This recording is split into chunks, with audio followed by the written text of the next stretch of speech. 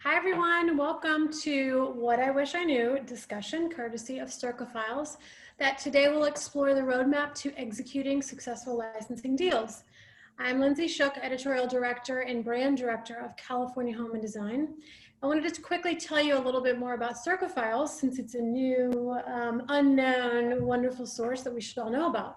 So it's launching next month. It's an invitation-only networking and global resource sharing platform designed to provide professional designers with a safe haven in which to connect with their peers to navigate foreign territory on a variety of levels. Founder Genevieve's experience working on projects worldwide alongside Timothy Gordon and our guest star today, Michael Berman, highlighted the need for access to private but open within the trade source sharing and connectivity to a global community, as well as educational training on project logistics. So this ties in perfectly to what we're talking about today because we're going to get great insight on the world of licensing. Allow me to introduce our guest star, Michael Berman, whose design work stretches across from New York to Palm Springs in LA and much further.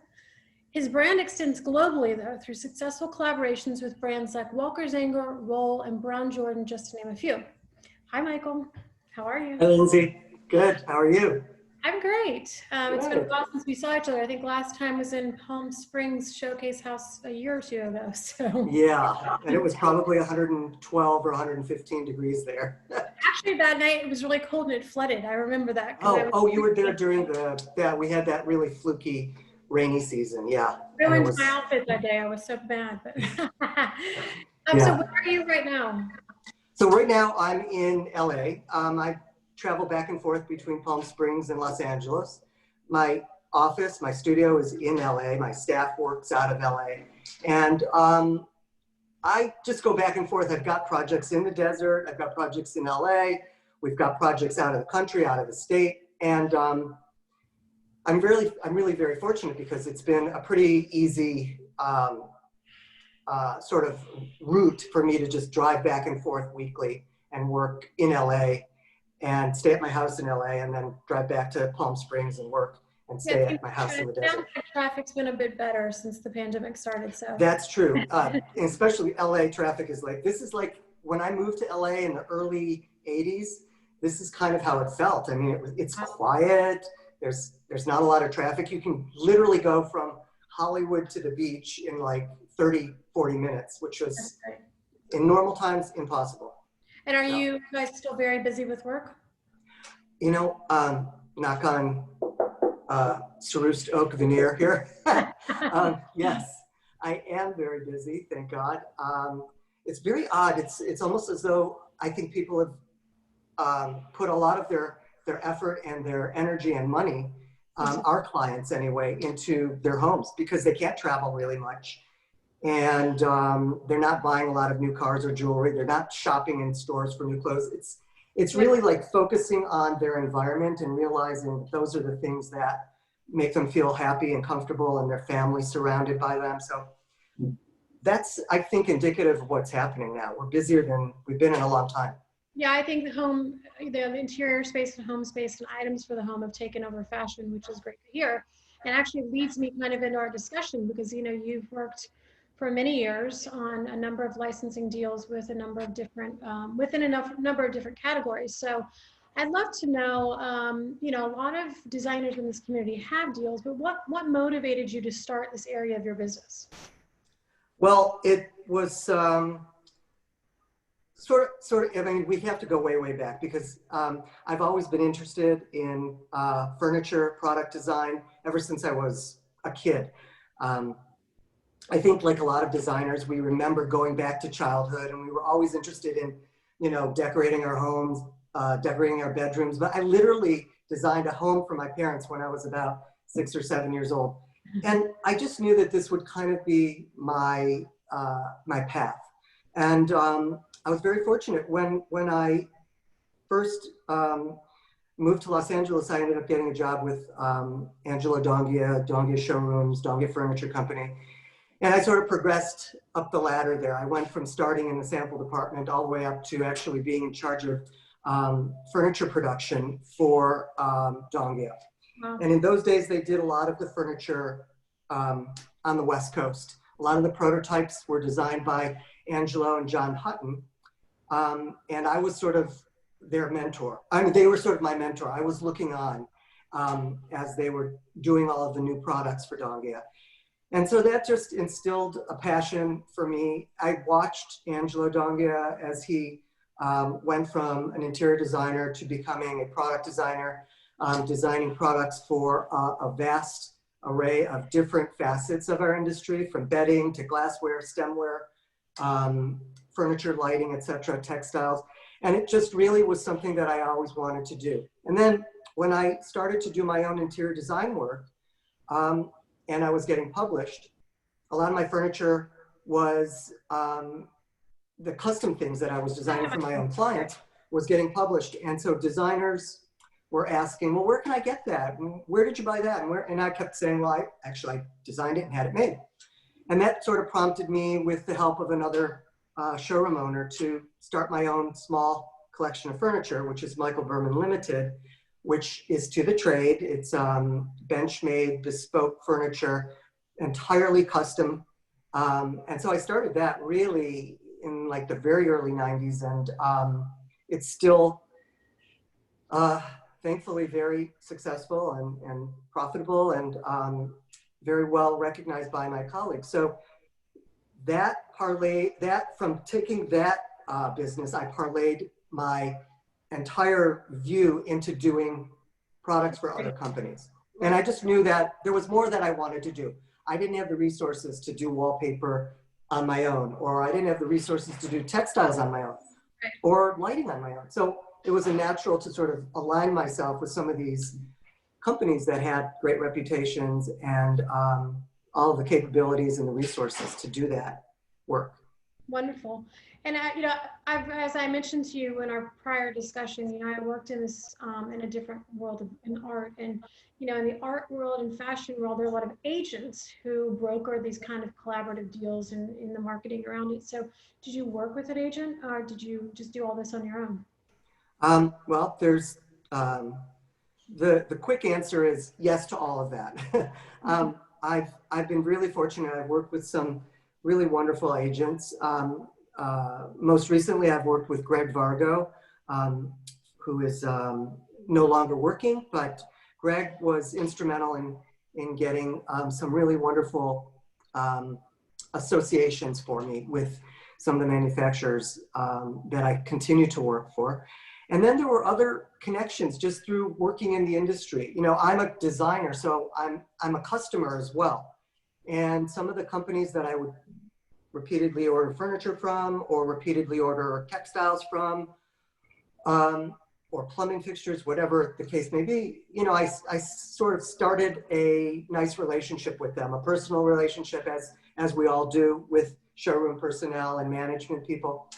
And just a little bit at a time, the doors sort of opened and I stuck my foot in, and then I stuck my foot way in, and then I stuck my body in. And you're like, I which isn't hard to do if you know my stature. But I think I just kind of opened the doors myself. Now, the thing that we have to sort of take into consideration is, of course, this is, a couple decades ago, right. Even though I'm literally only 30. But it was a while ago, and times were different. Things were different. And I think the opportunities, even though they're still here, you just have to get them in a much harder way today, I think. So, well, now it's very much, as we talked the other day, it's very much about timing, and you came in at the right time. And now I think there's so many other variables, like your social media footprint, or, yes. Where your office is, how big your projects are, how many clients you have. So I think there are variables now. Yeah, I think, for new designers, or not new designers, even established designers who want to create their own collections to the trade, like I do, licensing agreements, there are a lot of variables, and there are a lot of things that are very important to manufacturers today that maybe weren't as important when I started. For example, like you said, social media. How visible are you? Do you have a following? I think a lot of major companies, they do look at that today as a factor in selecting someone that they want to tag onto. Because let's face it, if you have visibility and a vision and a point of view that says a lot about you, they want to take advantage of that. You know, Yeah. they want to be able to tag on all of your good press and all of your connections and things. And that makes total sense, because as we also know, the field shrinks and our industry has become a lot more laser focused on a handful of really reputable, wonderful companies. And so it's harder now. And I think if you're branching out and trying to establish yourself, social media is so, so important. And that is something that even I try to take my own advice about. I try to stay visible, and I'm not that great at it, but I do my best. I do my best. World, right? So it's hard. What's been your most successful, if you can share, your most successful collection or partnership to date? Well, I'll tell you, and that's a very good question. I'm very proud of the fact that some of the companies that I've designed for, like Roll, American Plumbing Company, Walker Zanger, an American established ceramic tile and stone company, Krabbit. I've designed for them for well over, some of them for like over 15 years. And some of the products that I've actually designed for them are still on the market. In other words, their shelf life has really tested the trend wave. And it's not, I wouldn't go so far as to be, you know, saying that my products were timeless, because they're not, you know, timeless, but they're established as a classic design that doesn't seem to go in and out so much. Especially with, let's just say, the Roll plumbing fixtures. You know, plumbing fixtures are a real investment in your home. People spend a good deal of money on their fixtures, especially in the luxury category. And some of the fixtures that I designed for Roll way back in the 2000s, early 2000s, are still on the market and still doing very, very well. And so, you know, I'm proud of that. And so I would say Roll, Walker Zanger, Krabbit, I'm most proud of those, and they're sort of a testament to the relationship that I've had with the company and how well we update products and keep them fresh. And also a lot of it has to do with the way that they market their products. Right. Marketing is very important.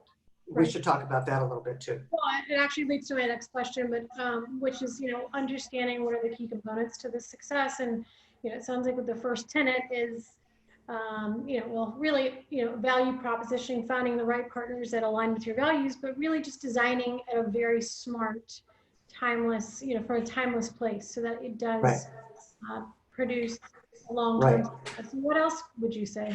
Well, one of the things that I always look at when I'm designing a product is if I'm meeting the company for the first time, you know, I'll pitch them ideas. Of course, it's like a script or a screenplay. You want to sort of paint the picture with words and visuals, and yes, go out of your way and give them ideas. If it's something that you really feel strongly about as being original and you need to protect your ideas, you have them sign a non-disclosure agreement. Most companies have no problem doing that. I think in general, most people are not out to steal your ideas. And if you really want to excite somebody, you have to open up, you have to. Unless, of course, you've got a reputation for already designing products and a track record. So one of the things that I always do is I say, well, I think to myself, and I do some research beforehand, what is missing in their portfolio of products? You know, what category do I think they could strengthen that I don't see on their website, or I don't notice in the showrooms, or I haven't heard from them? You know, like there are all kinds of niches that they could be filling that maybe they just haven't considered. So I try to do that. I try to suggest a niche that maybe they hadn't considered before and design a product that would fit that niche. Also, it's really good to remember that you're designing for sales. You want this company to sell because the more they sell, the happier they are with you, the more royalties you receive.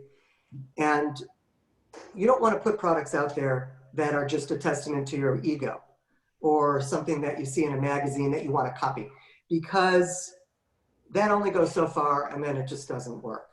So it's really important to understand who the end user is, what the clients are demanding, where the lack of product is in their particular portfolio, and design for that. And also designing backwards. I'll give you another quick example, which I love talking about, because when I designed plumbing fixtures for Roll way back when, all I knew is that I wanted the fixtures to feel and look a certain way.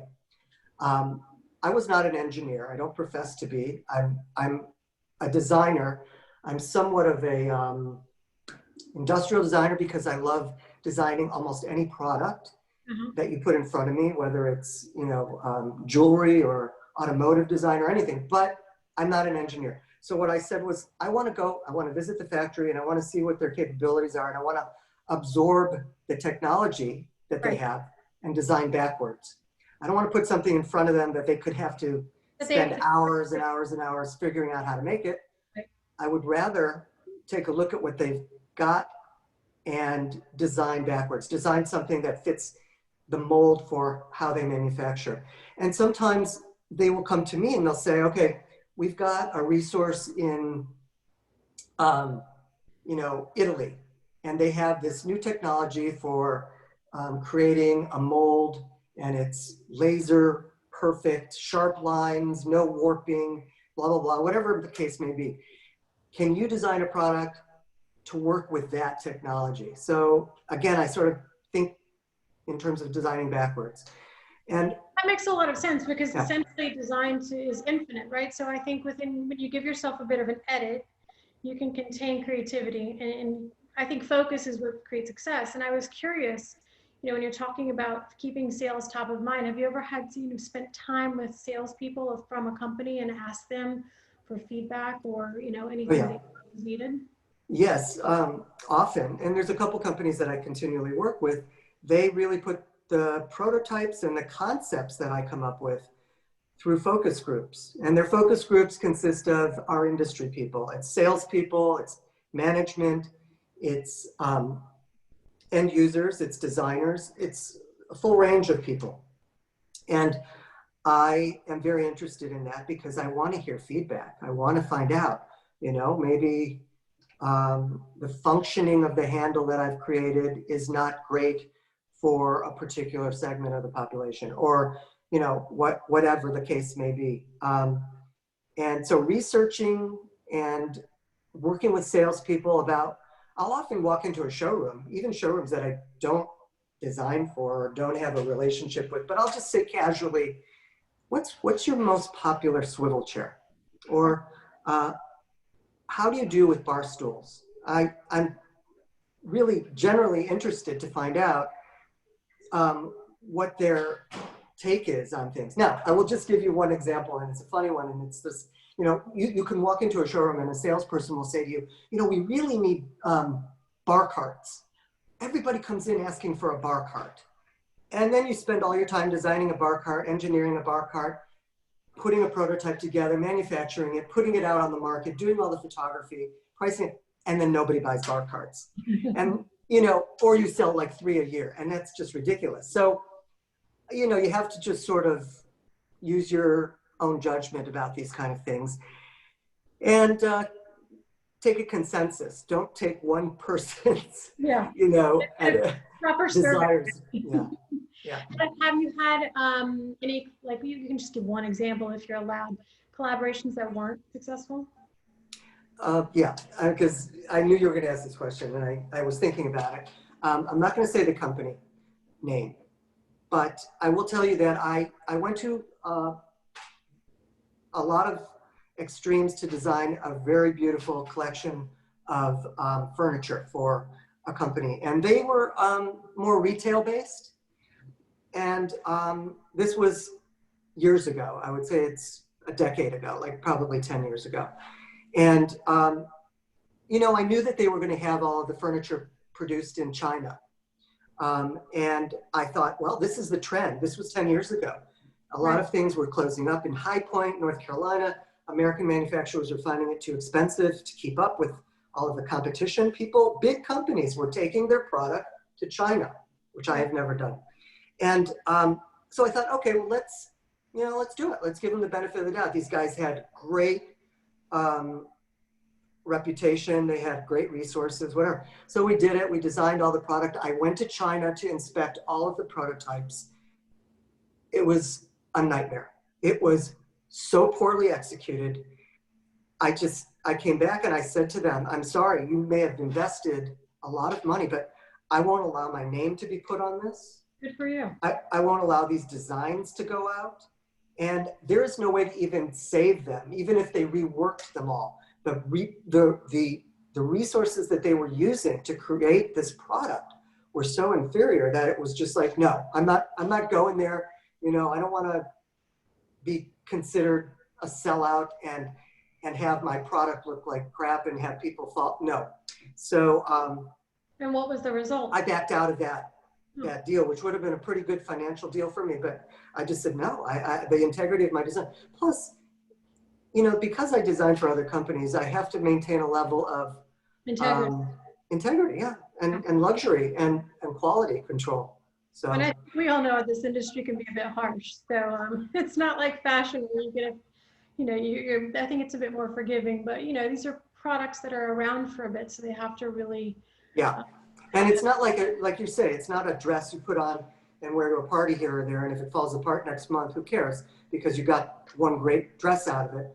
This is, furniture that your kids sit on and that your relatives come and relax on, and your friends, and these are cabinet doors that open and close on a daily basis, and the mechanics of things are very important. The finish of things are extremely important. Worse, right? So from that point forward, whenever I was in some kind of a discussion or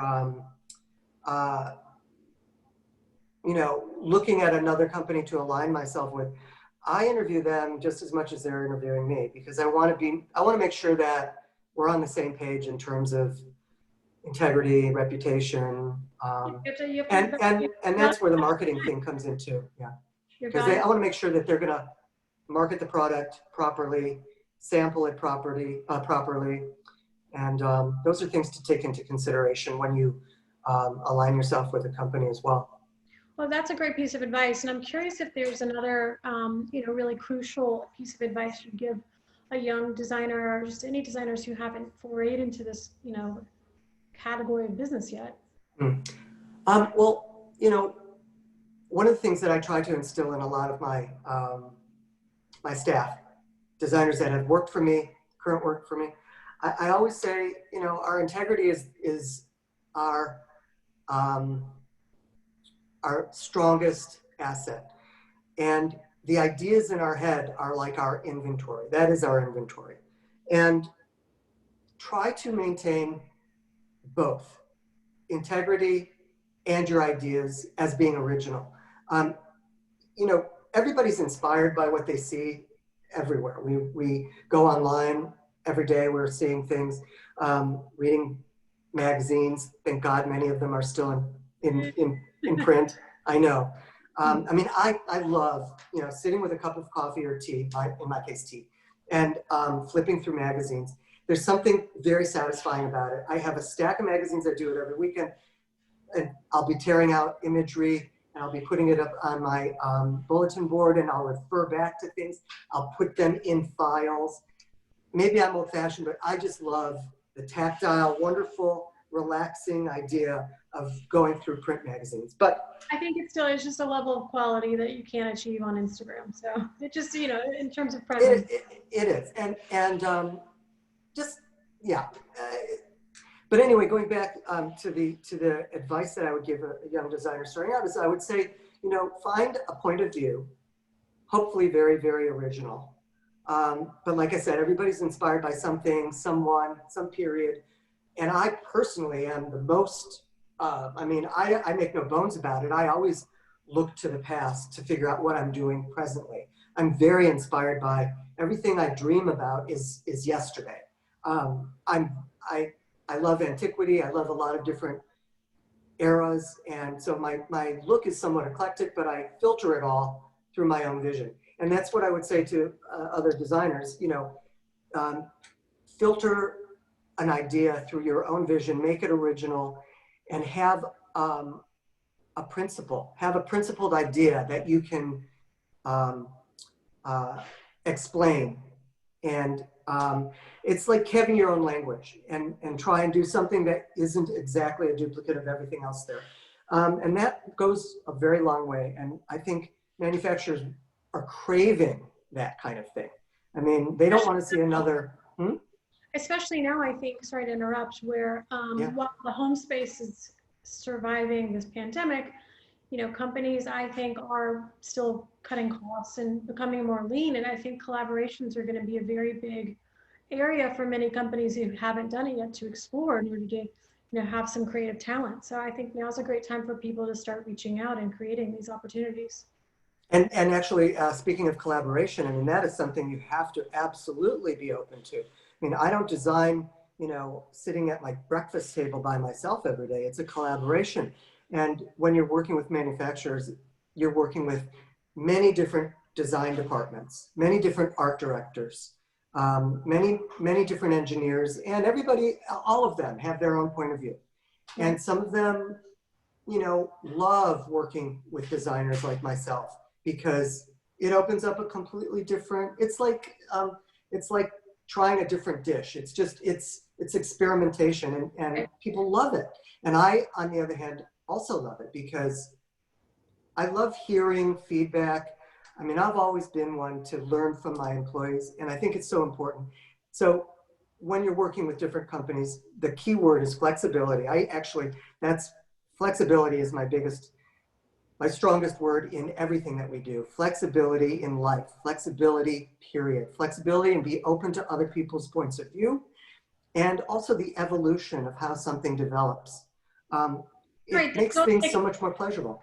Don't take it as critical of your first idea, changes molds. It's still your idea. And it's a great use of advice. I think I keep saying instead of pivot, the word for 2020 is flexibility, but I think it's a good word.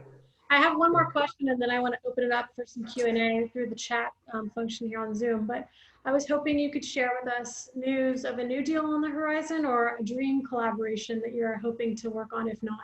Oh, well, let's see. A very exciting thing that we have coming out is I designed a collection of 21st century styled, and I call it modern. They are decidedly modern. They have, they're area rugs for a company in Los Angeles called Berman. And you know Berman. And Berman is really emerging as a resource for the interior design industry that is not fooling around. They are amazing. First of all, their quality, I am so impressed with.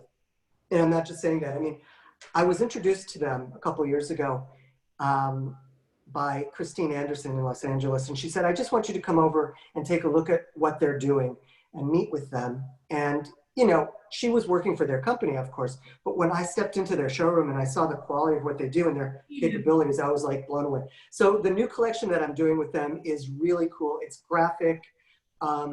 It's a combination of silk, bamboo,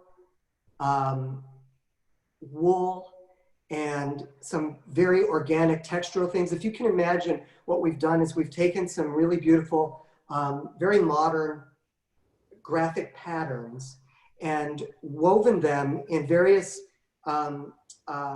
techniques where we can do them in a very organic, almost textural point of view, or we do them in a very flat, very minimal modern weave. So you've got these patterns that emerge and look Different based on the weave. Completely different, yeah. And I love that we've done some gradation in color. That's really cool. I picked up a lot of my inspiration by like 1970s pop art, California contemporary art. So there's an art styling to everything as well. And I'm very excited about it. I think I've seen all of the prototypes. They're getting all of the inventory in as we speak, and the Los Angeles showroom should have samples in within the next probably month or two. Oh, So very excited about that. And dream collection for me would be to continue to design, I think, for the Dongia brand, because I'm so inspired by Angelo Dongia. Like I said, I worked for their company for quite a while. I got personal firsthand mentorship from him, and it's very near and dear to my heart. And I would like to see that brand come back. Kravit, by the way, just picked up that brand. I'm sure That's good to hear. a lot of our industry, it's no secret. And I think it's going to be really wonderful because I'm excited to see what they do and how they perpetuate the legend, the legacy, and the integrity of that company. I find the brand in our industry, it has such an opportunity to be reinvented. So it does. Maybe we'll see something from you in the future. Or yeah, that would be nice. That would be a dream. Let me check our chat today to see if we have any questions. So from Jason Rocher, who's a designer I know very well in San Francisco, he'd like to know, how do you think you broach the topic of introducing designers of color to brands that traditionally don't represent such artists? So like, is there a tactful way to bring up that conversation with some of the brands you work with? That's an excellent question. So important, more so now than ever. It's hard for me to say because I know this is going to sound all high and mighty, but I don't really look at people in terms of color. I've got friends, good friends, people I consider family members that are of all races and colors. And so when you talk about a point of view, I feel like we're just all human and American.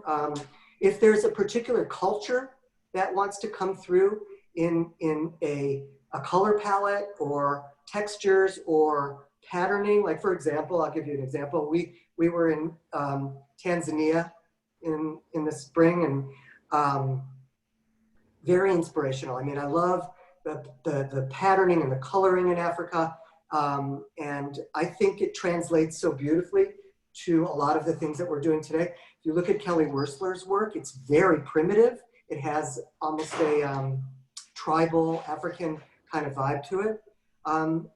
So again, I would go back to saying, in terms of introducing yourself, if you're a person of color, of culture, of a different culture, take a look at what you can pick up from your culture and how does it translate without being blatant, because we want to reach a large segment of our industry, not just a small segment, but how does it translate into products that might be new patterning for textiles or new patterning for ceramic tile and stone. So, embrace your culture and see how you can refine it. Maybe, modify patterning. And when you pitch it subtly that way. Just make it part of the dialogue, part of the conversation, but not the entirety of it. And I think, personally, that would go a long way. And on the flip side, we're actually working with the Black Artists and Designers Guild, Jason, speaking to you too, who are a wonderful group, mainly based in New York, of designers, artists, and manufacturers, and kind of crossing the gamut. So we are working with them to introduce them to showrooms, to brands, to designers. So there's a lot of great groups out there who are pushing that effort a lot more, which I think is really crucial. I think we have one last question here on chat. Unless anyone wants to answer or ask anything, you can pop it into the chat. We have a few more minutes to answer. But is there like a, and I think that our industry has an opportunity across many areas of the financial side to become more standard. So the question is, is there a compensation structure for designing products with brands, or does everything vary per partner? Very good question. And to make the answer short, there's certain standards that are in the industry. You can base your income on royalties of gross sales. You can, in some instances, if you're dealing with a company that's open to it, you can ask for an advance on future sales just to sort of compensate you for the upfront work. you can take an advance against future sales that is paid incrementally for a period of time, and then it expires. Or you can ask for just an upfront fee. It's kind of like interior design. You know, there really is, you run the gamut. There's a standard, I would say, in the industry, which is basically you're working on a royalty basis. And in some instances, there are companies that are open to paying upfront fees, like I said, against future royalties. This is a different situation. This is like a licensing. This is not selling a license. If you're selling your brand, it's a completely different situation. But if you're designing a collection to fit under the umbrella of another company, generally they're going to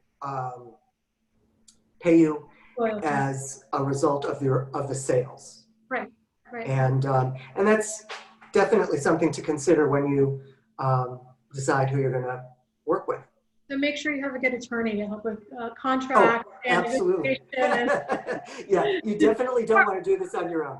You want to have an attorney. There's an opportunity to have more of these, great agents, because again, I think there's a lot. Our industry, I think, has been a bit slower to have the volume of collaborative models like the fashion industry, but there's so much beautiful opportunity, Yeah, I don't see any other questions for you here on the chat. So I just had one last question, okay. Going back to marketing, of course, social media is an important platform, but are you also then required by most of your brands to do a set number of interviews? Or like when I saw you a few years back, we were at KBiz at wonderful Orlando, Vegas. I can't remember which awful convention city it was, but sorry, Vegas. Are you required to do a lot of those in-person conventions and talks and things like that? Yeah, that's a very good question as well. Yes, I think, first of all, absolutely. Many of these companies, they want you to appear. They want you to help promote their product, whether it's in social media or in person. And, hopefully in the next, let's say sometime very soon, hopefully we'll be able to meet in person again. But it's very important to connect one-on-one with other designers and the end users and hear their reaction to your product and help promote it and tell the story. I'll often do a visual PowerPoint presentation, or I've done videos, all kinds of things to help convey the inspiration behind a particular product or what my ideas were in putting the idea in the product designs together. It's good. Many companies do require it. You have to be able to make yourself available periodically to do that. And many of the companies will pay for your travel and accommodations. I mean, they're not asking you necessarily to just fly across the country on your own dime. That's unreasonable and that's not professional. You want to make sure that if you want to put together a collection for another company, all of these things go into consideration. You've got to be available to them when they need you as well. And it's fun. I mean, it's fantastic. You meet all kinds of people and you connect, and it's very beneficial. Feedback on your product, which is a great. Yeah, well, thank you so much for all this wonderful insight. I feel like we need to continue this conversation in an editorial piece because, again, I think there's a lot more opportunity in this space for designers who are interested in growing their brand globally. So thank you very much. We're very excited for the new rug collection. And thank you. I hope I get to see you within this next year. If not, maybe we'll be back in Palm Springs in February, I hope. Yes. Have mask, we'll travel. Yeah, thank you, Lindsay. I always like to take one quick picture on my Zoom, so smile for the camera. Smile. Thank you so much, and thank you to Circa. Have a great day. Thank you, Circa Files. Thank you, Genevieve. I'm very excited about this new platform. Take care. Have a great day. Okay, bye.